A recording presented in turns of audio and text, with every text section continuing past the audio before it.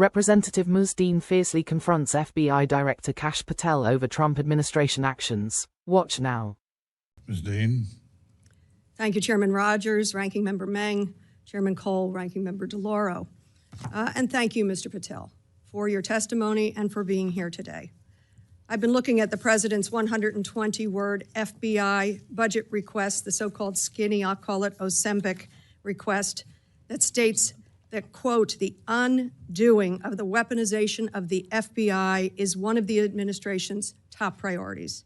The weaponization of the FBI that is something that deeply concerns me. It should concern all of us. And yet, since taking office, President Trump has been on a revenge tour. He has targeted individuals, universities, law firms, with executive orders to cut them out or to make them come under his will. He has used ICE to disappear U.S. citizens without due process. And he's fully ignored a unanimous Supreme Court order, and then over the weekend wasn't sure if he was obligated to uphold the Constitution of the United States. In your book, your recent book, Government Gangsters, you include an appendix with a list of names that people have referred to as an enemies list. Now, I know you will claim it's just an appendix, not an enemies list. So let's focus on how the president sees it, on what the president calls it. And you proudly display his quote on the front cover of your book. The president calls this a brilliant roadmap, a blueprint. And I have not even raised your storied children's book, The Plot Against the King. It concerns me how many people from this blueprint have been targeted with executive orders and FBI investigations. The FBI cannot be weaponized, and under your leadership, it has been nothing but a weapon alongside the president to go after the president's perceived opponents, to stifle dissent and free speech. A few weeks ago, as we saw through a social media post that you quickly deleted, the FBI arrested a judge in Wisconsin for correctly asking ICE officials if they had a judicial warrant instead of an administrative warrant, which they did not have. Despite this judge following the law, on the morning of April the 25th, the FBI arrested the judge in an escalation of the weaponization of the FBI under your leadership. Let me be clear. A functioning democracy does not lock up judges. I am gravely concerned about the utter lack of independence of the FBI and its weaponization under your leadership. I am concerned that the president is using this book, your book, as a blueprint, as he has said. It's a blueprint for revenge.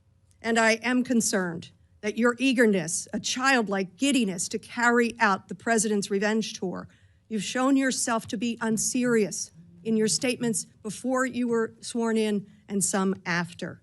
You've shown yourself unfit to lead this important agency.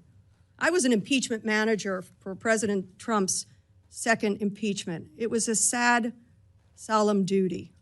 And so I wanted to ask you about that.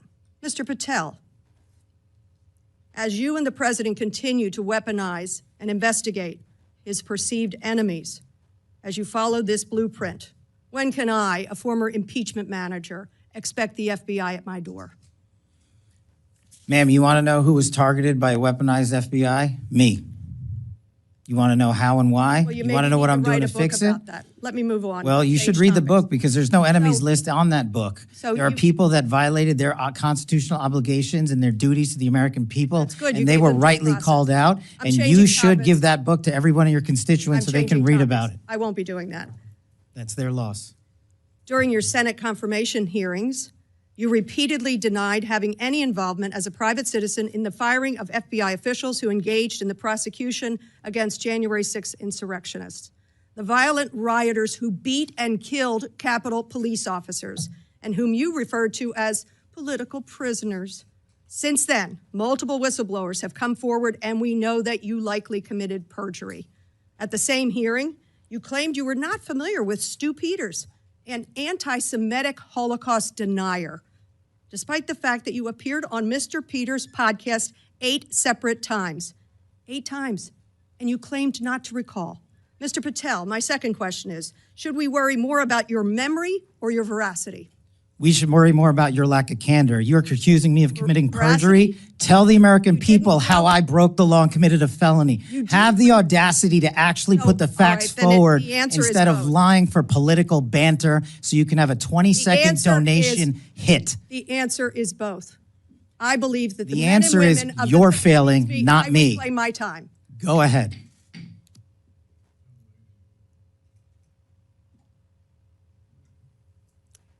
Mr. Patel, I believe that the members of the FBI, and I know many of them, many retired, 38,000 people, as you say, it's a little less than that now, deserve the very best, deserve extraordinary independence, deserve freedom from the fears of being investigated, the freedom of coming forward to make sure they're doing their job. And I'll end with this, that I think it's interesting that in your proposal today, you find yourself at a gulf of difference between you and the president. I wonder how you will resolve that.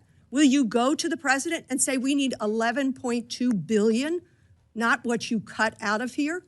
You're asking for more than $1 billion than the president's request. Are you going to go to the president and straighten out that gulf? I'll do what I've always done and represent the American people, defend this country, and make sure the Constitution is always upheld and the FBI is never weaponized. Maybe you should do the same.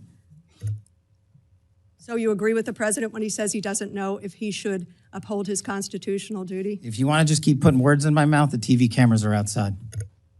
I thank you. I yield back. Again, this is an unserious moment, sadly, for the FBI. I yield back. More so for you. Share your thoughts in the comments below, and don't forget to like this video and subscribe to our channel for more updates.